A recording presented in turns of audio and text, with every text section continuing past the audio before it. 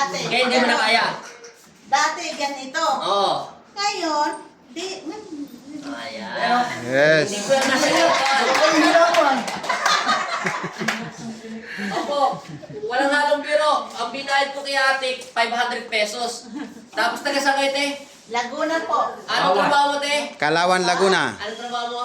Wala po. Kaya niya ako pinatulan kasi nga 500 ang binayad ko para mag-inarte lang siya rito. Kasi vlog ko siya. Pag nag-trending, bigyan ko siya ng ng 1,000. Wala Hindi yung na paniwala trabaho. ko kayo, di ba? Sa bahay lang. Oo. Ganun po talaga magpunta dyan. Ano yan? Oo. Ay, nalap.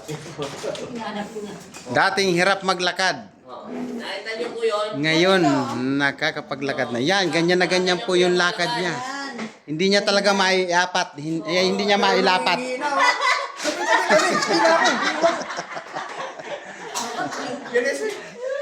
Oh, yan. Kakagano ba Nakita niyo po, ako? ah. Hindi kita nakilala, te. Walang halong biro. Ha? Promise talaga. Kung hindi lang pinaalala ni Richard. Kanina pa ako nagdadaan dyan, hindi nga kita napapansin eh. Nakalimutan niya. Nakalimutan mo na ako. Oo. Pero hindi ka kinalimutan ni Papa Jesus. Mas mabilis pa yata siya sa ganun eh. Okay lang. Kahit pagdahan-dahan lang, basta nakalakad. Oo. Yeah. Kasi yung buto kasi, katagalan niya, dumidikit din yun. Basta't nasa tama. Kaya kasi sinisimentohan yun eh, para dumikit eh. Yun nga lang, wala kang pambasemento. Eh, magbubutuhan na.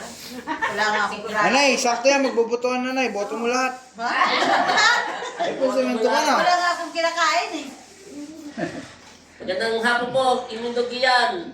Narciso. Ngayon po yung pangalawa yung session ni Nanay. Wala nga, kung walang magbibigay sa akin, di ako Abangan po natin kung ano pang himalang ibibigay ni Papa Jesus para sa kanya. Bakit nanay? Hi, bye-bye po. Anong nilalako mo Hi. na? Thank you.